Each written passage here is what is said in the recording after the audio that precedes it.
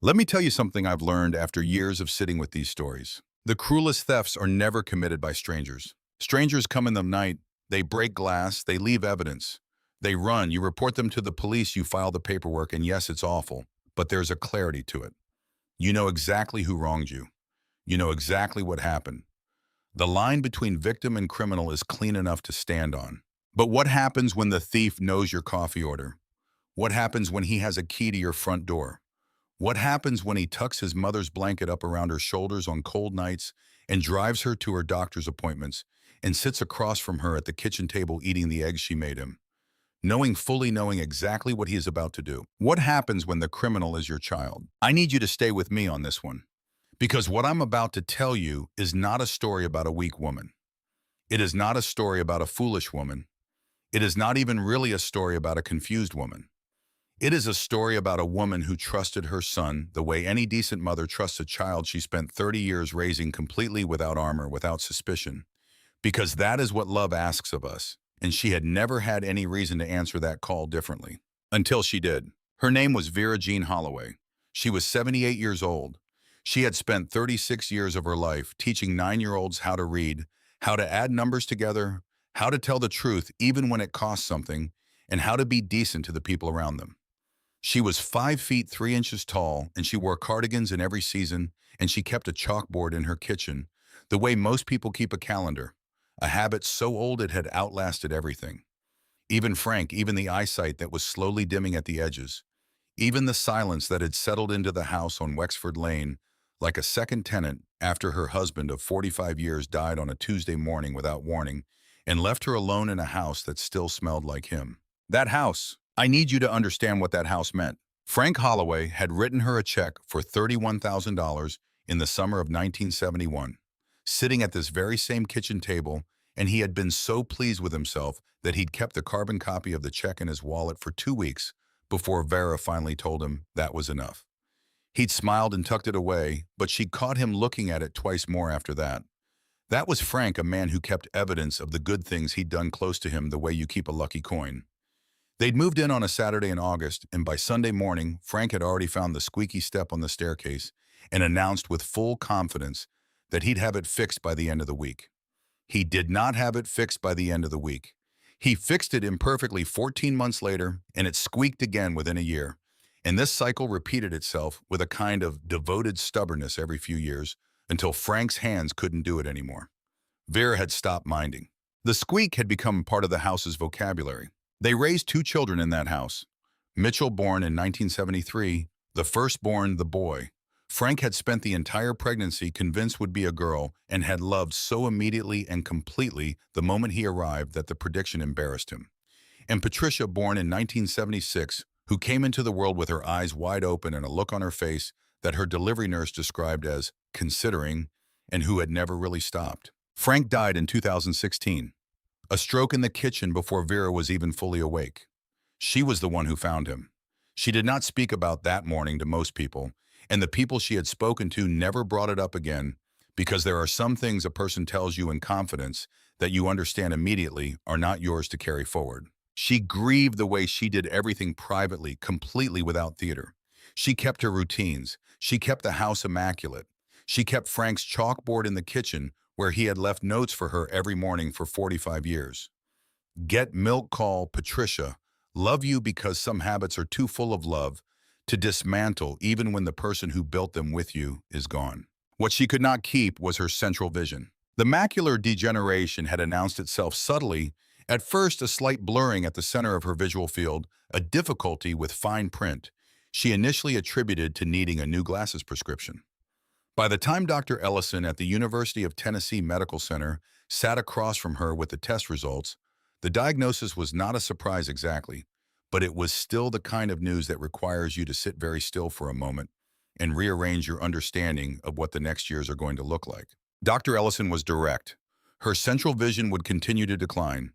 Peripheral vision would remain largely intact. She would not go fully blind, but she would need significant optical assistance for any printed materials, particularly legal and financial documents where the fine print mattered most. Vera absorbed this the way she absorbed difficult information. She researched it, accepted it, and adapted. She bought a large magnifier reading lamp for the kitchen table. She purchased a small brass-handled magnifying glass that fit in her cardigan pocket and went everywhere with her doctor's offices, the pharmacy, the library, the grocery store. She got large print books from the Knox County Public Library. Earl from next door helped her set up her phone with larger text and a high-contrast display. Earl Dutton. I need to tell you about Earl because he matters more than he probably knows. Earl was 71 years old and had retired from the United States Postal Service after 34 years of service, and he had lived in the house directly next door on Wexford Lane for 22 years. And in all of that time, he had operated on a code of neighborly conduct that most people have given up on entirely. He did not intrude, he did not assume, he did not arrive uninvited. He brought tomatoes from his garden in the summer, the big, ugly, perfect kind that taste the way tomatoes are supposed to taste.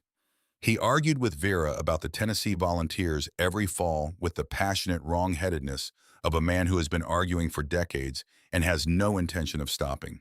He shoveled her walk when it snowed, and when she thanked him, explained that he had done it for the exercise, which they both knew was not true, but which they both allowed to stand, because some fictions between neighbors are courtesies, not lies. He paid attention to Wexford Lane the way retired people who love their street pay attention, not with suspicion, not with nosiness, but with the easy accumulated awareness of a man who had walked that block 10,000 times and knew what belonged on it and what didn't. Hold on to Earl, he comes back.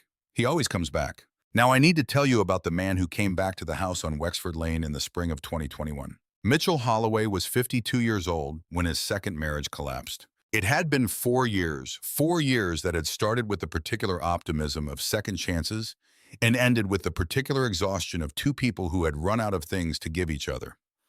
The divorce was not ugly in the explosive sense. It was ugly in the quieter, more dignified sense, two adults dividing the furniture and the accounts and deciding with the careful emotional bookkeeping of people who have already spent everything they had not to hate each other out loud. He had nothing left in Nashville, no savings worth speaking of, a job in commercial real estate consulting that had contracted badly during the pandemic and never quite recovered. He was 52 and broke and divorced, and he drove back to Knoxville the way some men return to the last place they felt safe, not because they wanted to be there exactly, but because they had exhausted all the other options. Vera set up the spare room. She made up the bed with clean sheets. She stocked the refrigerator with the things she remembered he liked. He had always been particular about his orange juice, fresh squeezed and not from concentrate. A preference she found both endearing and costly, the way you find the particular preferences of people you love. She told herself it was temporary. She meant it when she said it. And in those early months, I want to be honest with you, Mitchell was good. He was better than he had been in years, possibly better than he had ever been as an adult. He was present. He drove her to appointments without complaint. He carried groceries in from the car. He fixed the dripping faucet in the upstairs bathroom that had been dripping for over a year. He sat with her on Sunday evenings and watched the evening news and sometimes fell asleep in Frank's old armchair, which was at once touching and slightly heartbreaking to witness the way a sleeping adult child always reminds you of who they were before life made them complicated. He was in those months a version of the son she had always hoped he might eventually become. So when he sat down with her at the kitchen table one evening in early spring of 2022, and said gently, carefully, with exactly the tone of a concerned son raising a practical matter he had been thinking about for a while, that he worried about her managing the financial fine print with her eyes the way they were. She did not hesitate. He set up online banking access for himself. He offered to handle her correspondence. He told her he would keep her informed of everything, every bill, every statement, every piece of paperwork that came through the door. He made it sound like a relief. It was a relief. She said yes. She said yes because he asked like a man who loved her. She said yes because she had spent 3 decades raising him to be good and could not even now fully abandon the version of him she had always believed was in there. She said yes because the house on Wexford Lane was very quiet since Frank had gone, and Mitchell was filling some of that quiet, and she had not understood until he came back how much she had been longing for it. And she said yes because she could not read the fine print anymore. He knew that. He had attended both of her ophthalmology appointments in the past 12 months. He had signed in at the front desk both times as her accompanying caregiver in his own handwriting. He had sat in the waiting room while Dr. Ellison documented her visual acuity in precise clinical language. He had been present, physically present, sitting in that room when Dr. Ellison told her that for any legal or financial documents, she should use her magnification aids without exception. He had watched her take out the brass-handled magnifying glass to read the intake form, both times. He knew exactly what she could see and what she couldn't. He knew exactly what she needed and what she couldn't do without it. He knew. What Vera did not know, what she had no mechanism for knowing, was that 6 weeks before he made that careful, loving offer at the kitchen table, Mitchell Holloway had been contacted by a man named Derek Aldridge. Derek Aldridge was the founder and managing partner of Aldridge & Park Group, a Nashville-based real estate development firm with ambitions in Knoxville's West Side neighborhoods that were considerably larger and considerably more aggressive than anything he had disclosed publicly. The area around Wexford Lane had been quietly appreciating for a decade-old craftsman homes, mature trees, corner lots, walkable blocks near the university, the kind of neighborhood that developers study from a distance for years before they start making moves. Aldridge had made a move 2 years earlier. He had approached Vera directly with a preliminary offer on the corner property. She had declined without discussion. Not impolitely, Vera Jean Holloway was not an impolite person, but without ambiguity. She was not interested in selling. This was the house where her husband had spent 45 years. This was where her children had learned to walk and argued at dinner and left for college and come back for holidays. This was where she still kept the chalkboard. She was not interested in selling, and that was the end of it. So Aldridge went around her. The corner lot that Frank had purchased for $31,000 in 1971 was now assessed at $480,000. In Aldridge's development projections, anchored to a boutique mixed-use project he had been planning for 18 months, it was the linchpin, the piece without which the geometry of the whole project didn't work. He needed it, and he had decided that needing it was justification enough for what came next. When Mitchell's return to Knoxville became known, the way things in small real estate circles become known through the mutual acquaintances and professional overlaps that connect people in industries like theirs. Aldridge saw something he recognized. He made first contact through an intermediary, the way careful men in his position always do at a remove through a layer that could be shed if necessary, with the casual indirection of someone floating an idea rather than proposing a crime. He was careful. He was patient. He explained what he needed, and then he explained what he was prepared to pay Mitchell personally for his assistance in facilitating the transfer. $85,000. Not from the sale price. Not a commission. $85,000 paid directly to Mitchell Holloway personally as a finder's arrangement performance contingent, which meant payable only upon successful recording of the deed. For delivering his mother's signature on a document she would not be able to read. Mitchell asked for time to consider. He took 3 weeks. I have thought about those 3 weeks more than almost anything else in this story. I have tried to construct the interior life of a man sitting with an offer like that for 3 weeks. What he told himself during the drive to the grocery store, what he saw when he looked at his mother reading her large print library book under the magnifier lamp, what thoughts he pushed away and what thoughts he let himself have. I don't have clean answers. What I know is that desperate people build narratives. They tell themselves that the house would come to them eventually anyway. Estate planning really just accelerated. They tell themselves she is old and will need care and the money from the sale will provide it. They tell themselves the arrangement is complicated, not simple, that calling it what it is would be unfair. A reduction of something that has nuance, that has context that should be understood in full before it is judged. What they do not let themselves see is the woman at the kitchen table with the magnifying glass in her pocket, who has no idea that the son eating breakfast across from her has spent 3 weeks deciding whether to sell her home out from under her for $85,000. Mitchell said yes. The plan they constructed together, Mitchell and Aldridge, over a series of calls made from a personal email account Mitchell created specifically for this purpose, was patient and methodical. Mitchell would establish beyond any question that he was a trusted caregiver managing an elderly woman's affairs. He would build a paper trail appointment records, pharmacy receipts, bank access documentation, a careful architecture of dependence that would tell a coherent story to anyone who looked at it later.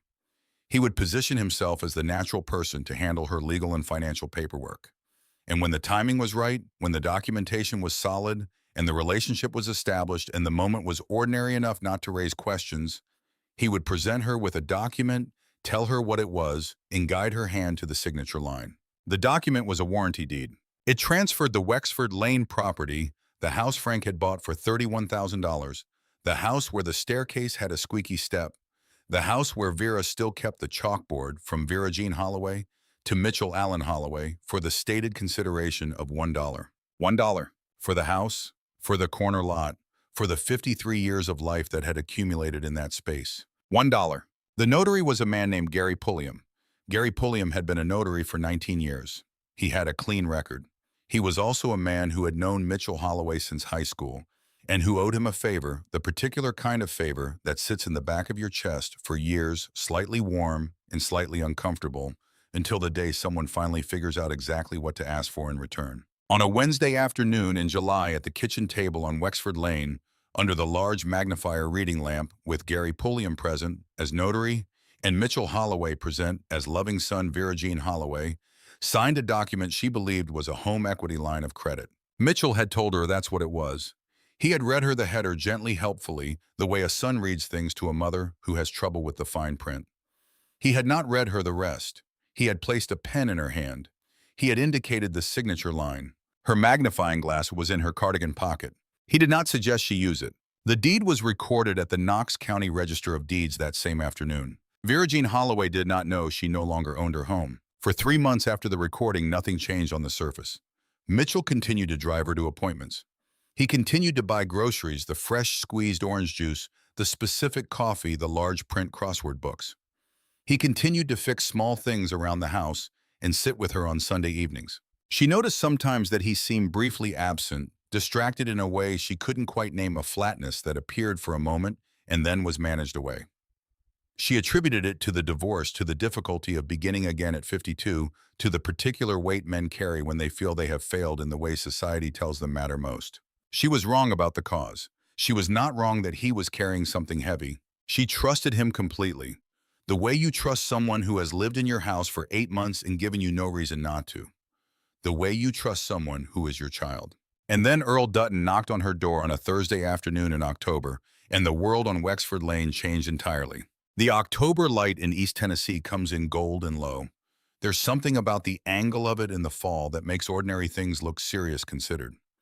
Vera had been in the kitchen under her reading lamp with a library book, and when she heard the knock, she went to the door expecting the mail or Earl's tomatoes or nothing in particular. She opened the door. Earl's face stopped her before he said a word. I told you earlier that Earl Dutton was not a man who arrived at your door uninvited with bad news. I told you he was not built for drama. What I want you to understand is that 22 years of neighborly friendship had given Vera a very precise read on Earl Dutton's face, and the expression she saw standing on her porch was one she had never seen there before. It was the face of a man working very hard to say a necessary thing as carefully as it could possibly be said. He said, Miss Vera, there were men out front this morning with equipment, surveying equipment, on your property. She looked at him. He said, I went out and asked them what they were doing. They said they were surveying the corner lot for new owners. They had a truck. He paused. I wrote down the name on the truck, Miss Vera, Aldridge and Park Group.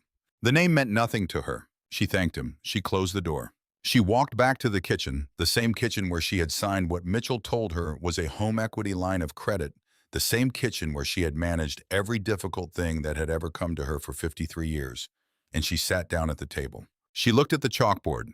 In her large block letters she had written that morning, Mitchell picking up groceries 4 p.m. She read it 3 times. Then she picked up her phone and called her daughter. Patricia Pat, always Pat since she was 7, and decided Patricia was too formal for everyday living, lived in Cincinnati.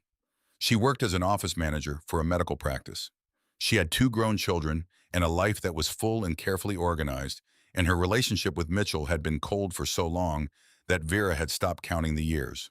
Pat had always watched her brother with a quality of attention that made Vera uncomfortable, a watchfulness that seemed simultaneously too careful and too knowing that implied familiarity with something Vera could not quite identify. Vera had attributed it for years to old sibling friction she didn't fully understand and could never quite repair. She understood it better now. Pat picked up on the second ring. Vera said, there were surveyors at my house today. Earl saw them. They said they were surveying for new owners. A silence. Pat said, what?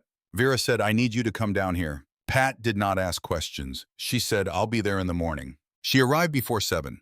She had driven the 5 hours from Cincinnati through the dark, and when Vera opened the door, the look on her daughter's face was the specific expression of a woman who had spent 5 hours in a car making calculations and had not liked a single answer. She did not say good morning. She said, "Has Mitchell left yet?"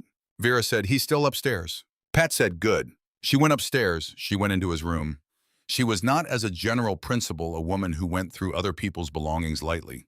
But she had driven 5 hours in the dark with a very specific instinct, and instincts like that one, the kind that live in your chest rather than your head, deserve to be followed. The deed was in the nightstand drawer, in a folder. Not hidden exactly, the placement of a man who has done something wrong and half convinced himself it was complicated rather than criminal, who keeps the evidence accessible rather than buried because part of him is still negotiating with what he did. Pat read it standing at the nightstand. She sat down on the edge of the bed. She thought about her brother.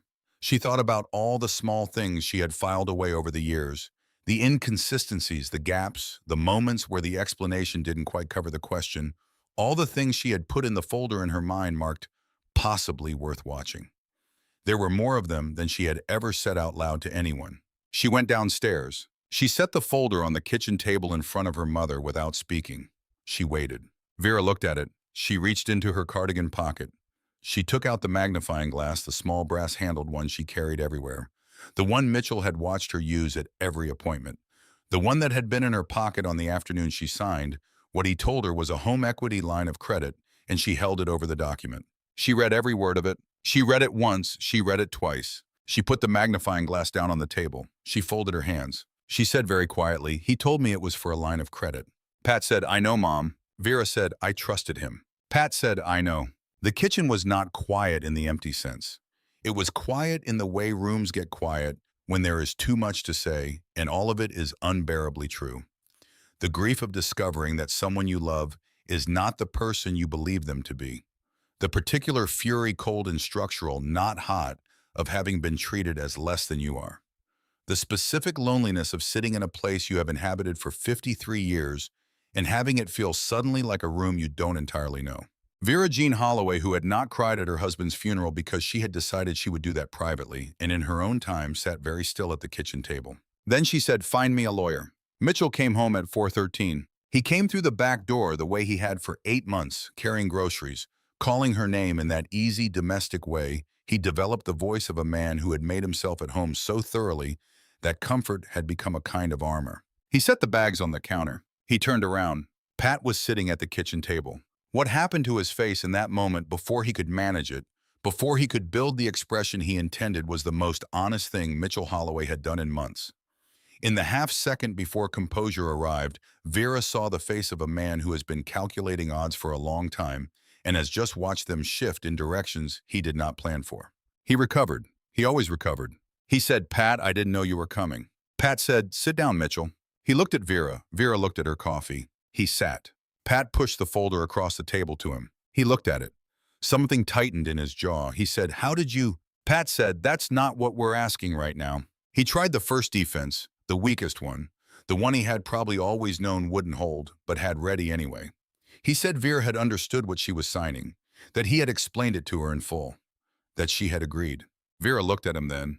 She had spent 36 years looking at people who were lying to her parents, lying about their children, children lying about their parents, administrators lying about money, people lying about themselves in the particular way people do when the truth is too uncomfortable to say directly.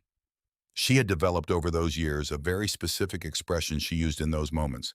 It wasn't theatrical. It wasn't angry. It simply communicated without any words at all, "I see you. I see exactly what you are doing, and I am not going to pretend that I don't." She used it now. He tried the second defense, confusion. Perhaps there had been a misunderstanding. The document was meant to protect her assets. He had been acting in her interest. He could explain everything. Pat said, "There's a business card in that same drawer. Derek Aldridge, Aldridge and Park Group. Tell us about him." The composure left his face a second time. The third defense came from a place of pure desperation, and it sounded like it. He said she didn't understand the full picture. He said the house was worth more than she realized. He said the developer's offer would allow her to live comfortably, that he had been thinking about her care needs, that it wasn't what it looked like, that the arrangement was actually— Vera said, "You knew I couldn't read it." He didn't answer. She said, "You had been to my appointments. You signed in at the front desk, both times. You sat in that waiting room while Dr. Ellison told me what I could and couldn't see. You heard him tell me to use my magnification aids for any legal documents. She paused. You watched me take out that magnifying glass to read the intake form every single time. And then you put a document in front of me and told me what it was, and you put a pen in my hand, and you did not once suggest that I use it. The room was completely still. Vera said, "Look at me." He looked at her. She said, "I spent 36 years teaching children that who you are is what you do when you believe no one is watching. I need you to know that I understand now clearly who you are." Pat said, "We're seeing a lawyer tomorrow morning. You should plan accordingly." Mitchell stood. He went upstairs. He did not come down for dinner. That night, after Pat had gone to bed and the house had settled into the particular silence of late October, Vera sat alone at the kitchen table for a long time. She sat with the lamp on and her hands flat on the table, and she thought about the things she had given this house and the things this house had given her back. She thought about Frank's hands writing the check. She thought about the children learning to walk on these floors. She thought about the parents she had sat across from over 36 years who had failed their children in ways they couldn't bring themselves to name, and the sorrow she had always felt for those children, and the fact that she was now understanding that particular grief from a direction she had never anticipated. She picked up the chalk. On the chalkboard where Frank had written, "Get milk and call Patricia and love you for 45 years, she wrote in her large block letters, "Call lawyer in the morning." She underlined it twice. Then she turned off the lamp and went to bed. She did not sleep much, but she had never been a woman who required sleep as a prerequisite for being ready. Simone Beaumont's office occupied the second floor of a building on Gay Street in downtown Knoxville. She had been there for 11 years. The office had tall windows and good light and two framed quotations on the wall, one from Thurgood Marshall, one from her grandmother, and a client chair that was considerably more comfortable than the one behind her own desk, which was entirely intentional. Her grandmother had told her once that a lawyer whose office intimidates the people who most need help has gotten the hierarchy of things badly wrong. Simone was 43 years old, the daughter of an East Knoxville schoolteacher and a man who had driven a delivery truck for 30 years. She had spent her career doing property law for people who needed it and could not always easily afford it. She worked on a sliding scale. She took cases pro bono when the situation asked for it. She was not a woman who turned away a 78-year-old retired schoolteacher with documented visual impairment whose son had maneuvered her out of her home because she had grown up hearing her grandmother say that a lawyer who only helps the people who are already comfortable is not a lawyer, just an expensive friend. Pat had found her through the Tennessee Volunteer Lawyers for Justice referral line. She called at 8 in the morning. Simone called back before 9. They came in together the following afternoon, Vera and Pat. Vera brought the deed. Pat brought photographs of the business card and the folder from Mitchell's nightstand. She had made copies of the deed before returning it, a precaution that in retrospect turned out to matter considerably. Simone read the warranty deed the way lawyers read documents that are going to become important completely. Still expression neutral twice through before she spoke. Then she looked up. She said, "Mrs. Holloway, I need you to tell me everything you remember about the day you signed this. And I mean everything you actually remember, not the organized version, not the version that makes the most sense. Exactly what you remember," Vera told her. She told her about the kitchen table and the lamp, about Mitchell saying it was a home equity line of credit, about the tone he used, helpful, slightly hurried the tone of a son managing a practical matter for an aging parent, about the pen placed in her hand and the line indicated, about how quickly it was done. Simone said, "Where was your magnifying glass?" Vera said, "In my pocket." Simone said, "Did he suggest you use it?" Vera said, "No." Simone wrote something down. Then she said, "Did anyone read the full document to you before you signed?" Vera said, "No." Simone set her pen down. She said, "Mrs. Holloway, in Tennessee, a deed can be voided on the grounds of fraud and undue influence when there is evidence that the signing party was prevented by deliberate action or by circumstance from understanding the nature of what they were signing. What you've described gives us 3 distinct grounds." She ticked them off. "Documented visual impairment on record with your physician. Your son's established and documented knowledge of that impairment. He attended your appointments. He is named in the sign-in logs. And notarial misconduct. The notary was legally required under Tennessee Code annotated 66-22-101 to ensure you understood what you were signing before he certified your signature. On the facts as you've described them, he did not meet that standard." Pat said, "Can we get the house back?" Simone said, I believe so. It will take time. It will not be comfortable. But yes, I believe so. She looked at Vera. Vera said, what do we do first? Simone said, first, I file a motion to quiet title and request an emergency injunction preventing any transfer or development activity on the property while the case is pending. That stops the clock. No one can do anything with that property until the court says otherwise. Then I subpoena your ophthalmologist's records in full. And I look very carefully at Gary Pulliam's notarial certification. She paused. She said, Mrs. Holloway, I need to tell you something about what this process is going to involve. At some point, Mitchell will be named as a defendant. His arrangement with the developer will become part of the public record. This will not remain private. Vera said, I spent 36 years teaching children that cheating has consequences. I'm not planning to unlearn that at 78. Something shifted in Simone Beaumont's expression, not surprise exactly. Recognition. She nodded and picked up her pen. The emergency injunction was granted within 72 hours. A Knox County Chancery Court judge reviewed Simone's filing, the warranty deed, the documented vision impairment, the notarial questions, and issued a temporary restraining order. No transfer, no sale, no development activity on the Wexford Lane property, pending final resolution of the case. The property was legally frozen. Aldridge and Park Group received service of process on a Friday morning. Derek Aldridge, according to his assistant, who mentioned it to a colleague who later mentioned it to someone who mentioned it to someone else in the particular way that professional communities circulate information about people who have brought trouble on themselves, was not pleased. Mitchell was served at the house on Wexford Lane. He read the papers standing in the hallway. He looked at them for a long time. He called a lawyer. He moved out the following week. He did not say goodbye to Vera. She discovered this when she went to make sure he knew dinner would be ready and found his room empty. Clothes gone personal, items gone. The room left in a state of careful blankness that was somehow more painful than a dramatic exit would have been. Like he had decided that if he erased himself thoroughly enough from the space, he could have been there. Like the absence of evidence could become evidence of absence. The nightstand drawer was open. The folder was gone. Pat had made copies of everything. Vera stood in the doorway of the empty room for a moment. She had a feeling she recognized from the last week of school before summer, not grief exactly, but the quiet that comes when a long, sustained effort has reached its formal end and you are not yet sure what to do with your hands. She went downstairs. She made coffee. Earl came over that afternoon with the last tomatoes of his October garden, yes. October because Earl grew tomatoes past the point when most sensible people had given up, and the late ones always tasted the best. Both of them agreed on this, and she sat with him at the kitchen table and told him everything. He listened without interrupting, which was among the things she valued most about him. When she finished, he said, "What do you need from me?" She said, "I may need you to remember what you saw with the surveyors." He said, "I remember everything about that morning." She said, "Good. Civil discovery in a fraud case works like this. Both sides have to show what they have. Every document, every communication, every email, every contract. The theory is straightforward. You cannot have a fair proceeding if one side is hiding what the other side needs to see.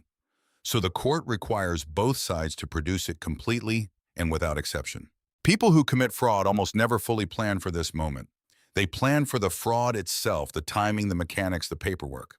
They give considerably less thought to what happens when a capable attorney gets a subpoena and begins pulling with patient and methodical force at every thread they left behind. Simone Beaumont had been thinking about this moment since the afternoon Vera and Pat sat across from her. She started with Dr. Ellison. His office responded to the record subpoena promptly. The documentation was comprehensive. 3 years of appointment notes, visual acuity measurements at each visit, treatment plans, recommendations. Her central visual acuity scores specific numbers, specific deterioration. The notation from 14 months before the deed was signed, patient advised to use magnification assistance for all written materials, particularly legal and financial documents. The sign-in logs, Mitchell Holloway accompanying caregiver April. Mitchell Holloway accompanying caregiver June. Dr. Ellison was deposed. He testified with the careful, unhurried precision of a physician who knows exactly what his documentation says and has no reason to qualify any of it.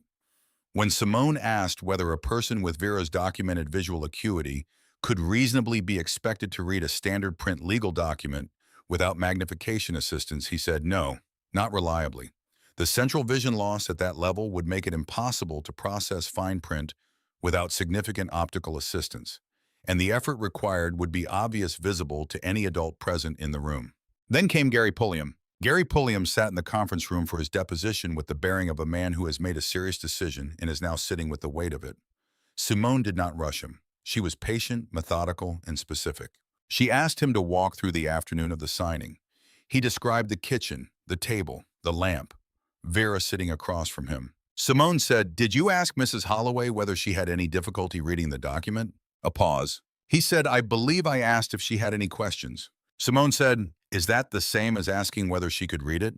He said, "No, I suppose it isn't." Simone said, under Tennessee Code, annotated 66-22-101, a notary who has reason to believe a signatory may have difficulty understanding the document is required to ensure the signatory has received an adequate explanation of its contents before certifying the signature.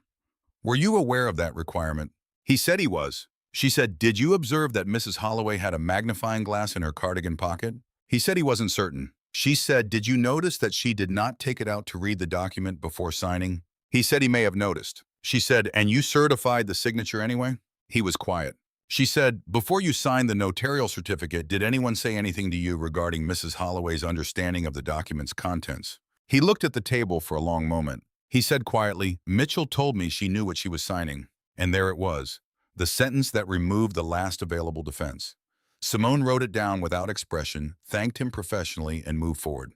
When Simone added Aldridge and Park Group as a co-defendant in the fraud proceeding, Derek Aldridge's attorney showing considerably better judgment than his client had advised full compliance with the production order. The emails that came through discovery told the story in the casual, moderately careless way that people write emails when they are certain they are only speaking to allies. April referencing the Holloway situation and Mitchell's timeline for obtaining access.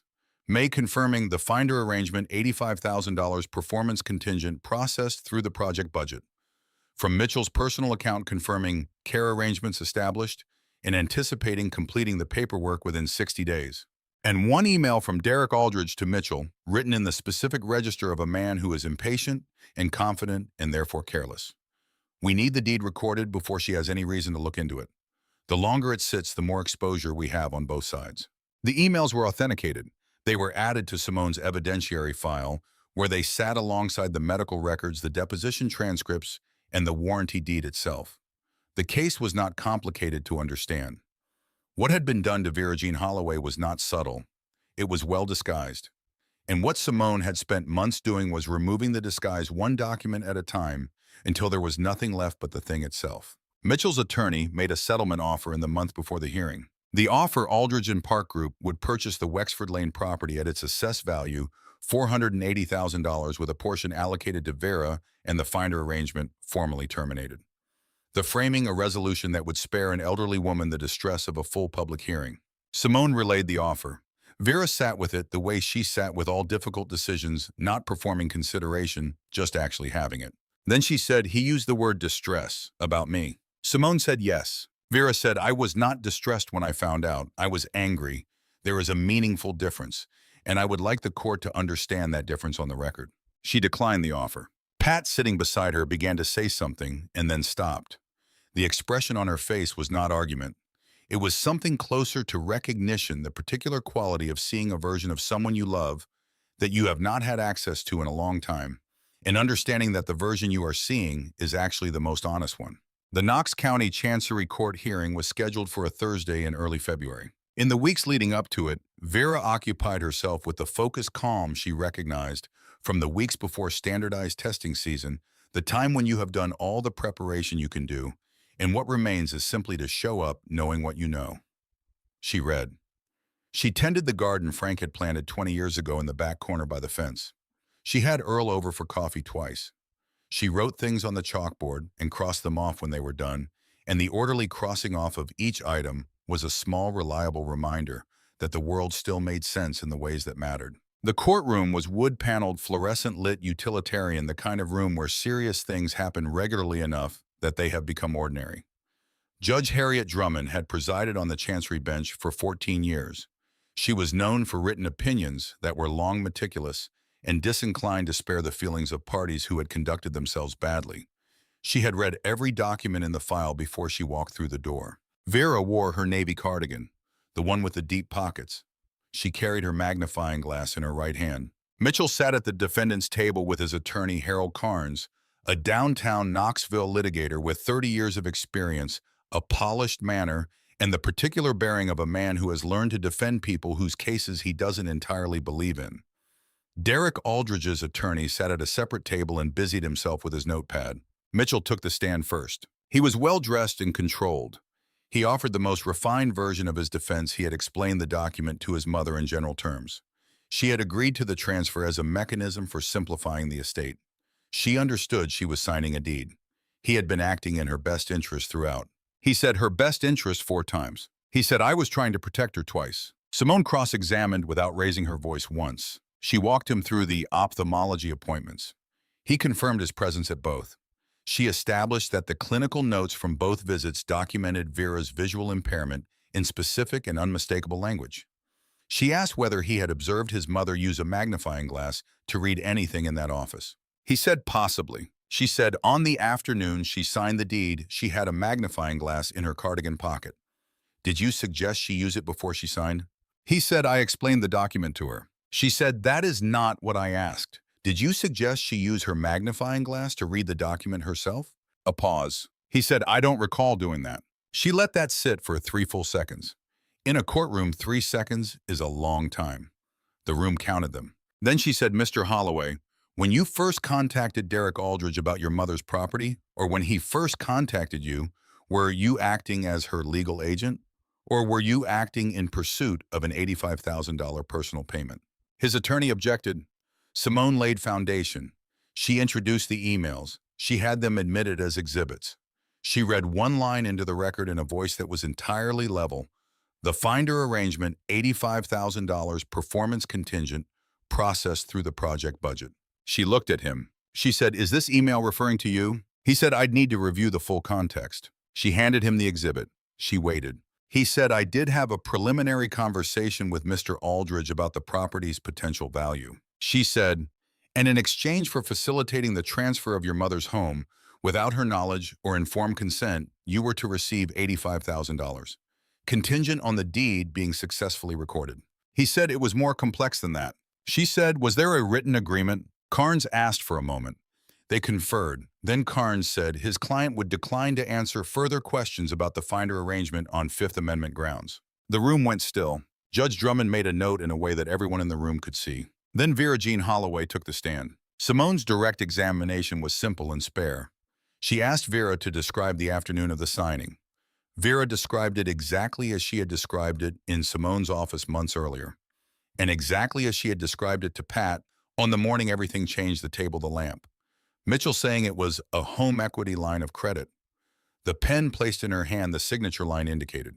She described where the magnifying glass was. Simone said, did you read the document? Vera said, I could not read it at that distance with that light without my glass. Simone said, why didn't you use your glass? Vera said, Mitchell didn't suggest it, and he was in a hurry and I trusted him. I thought it was what he said it was. Simone said, if you had known that document transferred ownership of your home to your son, would you have signed it? Vera said, no. Simone said, how long have you lived in that house, Mrs. Holloway? Vera said, 53 years. Simone said, thank you, nothing further. Harold Carnes cross-examined with appropriate gentleness because aggressive cross-examination of a 78-year-old retired schoolteacher in front of Harriet Drummond was not a viable strategy for anyone with professional experience. He established that Vera had signed voluntarily, that she had not been physically forced, that she had expressed no confusion at the time of signing. Vera said, I was not confused, I was deceived. The distinction matters. Carnes said, you trusted your son. Vera said, I trusted him the way you trust someone who reads a document to you when you cannot read it yourself. That is not the same as understanding what you signed. I trusted that he was being truthful. My students knew the difference between trusting me and actually knowing the material trust is not comprehension. I trusted him completely. That's why it worked. Carnes had no further questions. Gary Pulliam's testimony was consistent with his deposition. He confirmed he had not read the document aloud to Vera. He confirmed Mitchell had told him she understood what she was signing. He confirmed he had not applied the standard his certification legally required. Judge Drummond asked him directly from the bench, did you have reason to believe the signatory might have difficulty reading the document before you signed? Gary Pulliam was quiet for a long moment. Then he said, in retrospect, yes. Derek Aldridge's attorney gathered his things quietly during the reading of the emails into the record and left the room. No one stopped him. It was in retrospect the most honest exit available to him. Judge Drummond took 15 minutes in chambers. When she returned, she was carrying her written ruling. She said the warranty deed recorded on July 14th of last year, purporting to transfer the property at Wexford Lane from Vera Jean Holloway to Mitchell Allen Holloway, was obtained through fraud and undue influence and was executed in violation of the notarial standards required under Tennessee law. The deed is void. Title to the Wexford Lane property is hereby restored to Vera Jean Holloway, free and clear of any claims arising from the voided instrument. She looked at the room. She said, I am also referring the conduct of Notary Gary Pulliam to the Tennessee Secretary of State's office for formal disciplinary review and directing the clerk to forward the full documentary record regarding Aldridge and Park Group to the Knox County District Attorney's Office for such further proceedings as that office deems appropriate. She gathered her papers. She said, court is adjourned. The gavel came down. Vera Jean Holloway sat very still at the plaintiff's table. She had held the magnifying glass in her right hand throughout the entire hearing, not using it, just holding it. The way you hold something that has become important to you through the act of nearly losing it. The way you hold evidence of what you almost let slip away. Pat put her hand on her mother's shoulder. Vera said quietly, thank you. Pat wasn't certain afterward exactly who Vera had been speaking to. It might have been all of them at once. Pat, Simone, Earl, the judge, the law itself, the accumulated weight of everyone who had paid attention. When paying attention mattered most. It might have been Frank. Pat had never asked. She was glad she hadn't. The aftermath of a legal victory is never what you imagine while you are working toward it. There is no music. There is no moment when everyone who wronged you looks at you with complete understanding and genuine remorse.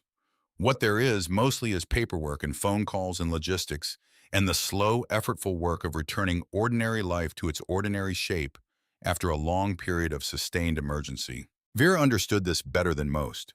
She had managed enough end-of-year transitions, enough final weeks before summer break, to know that the formal ending of something difficult is never actually the end. It is the beginning of different work, quieter, less structured, requiring a different kind of stamina than confrontation does. She went home from the courthouse on a Thursday afternoon. Earl was waiting on the porch with a casserole, the specific baked pasta casserole he made in emergencies and celebrations alike, because Earl had decided at some point that a single dish could cover both situations, and he had been correct about it. Pat stayed through the weekend. On Friday evening, the three of them sat at the kitchen table and ate and talked about ordinary things: Earl's garden plans for spring, Pat's kids in Cincinnati, the state of the back roof that Frank had been meaning to address for a decade. Vera laughed twice, which surprised her. She had expected relief to feel different, larger, more consuming, more dramatic in its texture. What it actually felt like was the end of a long week before a school break, the satisfaction of having done what needed to be done, and the permission to rest. Mitchell did not contact her after the ruling. Simone had advised Vera that he faced potential criminal referral on the fraud, and that civil litigation remained an option she could pursue at her discretion. Vera thought about it for several days. She told Simone, I want him out of my house and out of my finances. I have that now. The DA can do what the DA needs to do. That's not my decision to make. What she said only to Pat on the last evening of Pat's visit, sitting at the kitchen table after Earl had gone home, was something she had not planned to say aloud. She said, I can't fully hate him. I know I'm probably entitled to. But he is still the boy who was born in that room upstairs. He still sat in his father's chair on Sunday evenings. And I am honest enough, I have always asked my students to be honest, to say that I was not a perfect mother, that I valued my own composure sometimes over my presence, that Mitchell was shaped by things I didn't always see clearly enough to address when it mattered. She paused. She said, I'm not excusing him. I'm not forgiving him, not yet, not in any complete sense. But I am being a teacher, which means being honest about complexity, even when complexity is inconvenient. Pat listened without comment. It was the most generous thing she had done for her mother in a very long time. Gary Pulliam received a formal censure from the Tennessee Secretary of State's office and a 90-day notarial suspension. Vera learned this and accepted it without visible reaction. She had not expected perfect correction from imperfect systems. She had expected something. Something had happened. Derek Aldridge received a grand jury subpoena 3 months after the ruling. His attorney issued a statement indicating no comment on pending legal matters. The Wexford Lane development project was placed on indefinite hold. A for sale sign appeared on a corner lot 2 doors down, a property Aldridge had already acquired as part of the same development plan. Earl noticed it and reported back to Vera with considerable satisfaction. She listened, then she went back to her book. Pat returned in April, and again in June. These were different visits from the emergency ones, not driven by crisis, not organized around logistics. They were simpler, quieter visits. She brought Vera a reading lamp with an integrated magnifier that could be positioned at 6 different angles and adjusted to 5 brightness levels. She set it up at the kitchen table and demonstrated how each setting worked. Vera said, "This is very bright." Pat said, "That's the point." Vera said, "Frank would have said I was finally getting the lighting right in here." Pat said, "Frank would have tried to find a cheaper one first." Vera laughed. Pat laughed. And it was the first time in either of their memories that they had laughed together in that kitchen without someone else in the room generating the occasion for it. Their relationship was not precisely repaired. Repair implies a return to a prior state, and the prior state had not been particularly functional if either of them was honest about it. What it was becoming was something better than the prior state, more direct, less armored, built on the knowledge that when something truly terrible had happened, Pat had driven 5 hours in the dark without asking and had followed her instincts into a drawer. She wasn't sure she had the right to open, and that instinct had been right, and that was a kind of proof that mattered. Earl continued bringing tomatoes. Vera continued correcting his assessments of the volunteers, which he continued pretending to resent. He had fallen into a habit of stopping by on Wednesday mornings, and she had fallen into a habit of making enough coffee for 2, without comment, which was the closest either of them came to acknowledging that the arrangement had become intentional and mutual and entirely fine. On a Monday morning in late September one year, and some weeks after Earl had knocked on her door with news she never expected to hear, Vera Jean Holloway stood in her kitchen in the early light and looked at her chalkboard. In the months since the ruling, she had written and erased dozens of entries. Simone called back, Pat arriving Friday, library book due, furnace inspection, Earl returned the casserole dish. The board had been a record of recovery of logistics, completed items, managed ordinary life returning to its ordinary rhythms, one crossed out line at a time. This morning she picked up the chalk. She wrote in her large block letters something that was not a reminder or a schedule item or a task. "The habits you build now are the ones you will reach for later." She had said those words to her 4th graders every year. Some of them had nodded with the polite understanding of children who are not quite old enough for the meaning to reach them. But some, the ones who came back, who stopped her in parking lots, who sent notes through the school district years later, had told her that those words had found them eventually, had arrived when there was enough life experience to make them land. She stepped back and looked at what she had written. The morning light came through the window above the sink and fell across the board in that particular way it has in Tennessee in late September, clean and level and unhurried, and she could read it clearly from where she was standing. The letters large and sure and entirely hers. Her magnifying glass was in her cardigan pocket. She did not need it for this. She put the chalk down. She poured her coffee. She sat at the table where she had been deceived, the table where she had discovered it, the table where she had said, "Find me a lawyer," and meant it with every part of herself.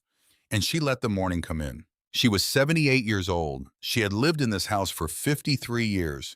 She had her chalkboard and her magnifying glass and her coffee and her garden and Earl coming by on Wednesday mornings and Pat calling on Sunday evenings, and the steady accumulated assurance of a woman who has been tested and knows now exactly what she is made of. She had not lost the house. She had not lost herself. She had not even really lost her son. She had only finally seen him clearly, and she was a teacher long enough and honest enough to know that seeing something clearly, however painful, is always better than not seeing it at all. The morning light stretched across the kitchen floor. Vera Jean Holloway drank her coffee and watched it move. Before you go, I want to say this directly because I mean it. If you have been watching these stories and thinking about someone, a parent, a grandparent, an aunt, a neighbor living alone who has no one checking in, I want you to do one thing today. Just one. Ask them if they're all right. Ask them if there is someone they trust with their finances and their paperwork. Ask them if they understand everything they have been asked to sign. You don't have to be an attorney. You don't have to make accusations. You just have to ask. You just have to pay the kind of attention that Earl Dutton paid on a Thursday morning in October when he saw a truck on a street he had walked 10,000 times and knew without being able to say exactly why that something on it was wrong. Vera Jean Holloway had Earl who paid attention. She had a daughter who trusted her own instincts more than she trusted the appearance of things being fine. She had 36 years of teaching children that the truth matters and that you do not let someone else name your experience for you. Not everyone has all of those things. Be the thing someone doesn't have yet. If this story reached you, if it made you feel something or think something or pick up the phone, please hit like and share it with someone who needs to hear it. Subscribe if you haven't already. We'll be back next week with another story. Drop your city in the comments. Let me know you're here. Take care of each other. It's the only thing that actually works.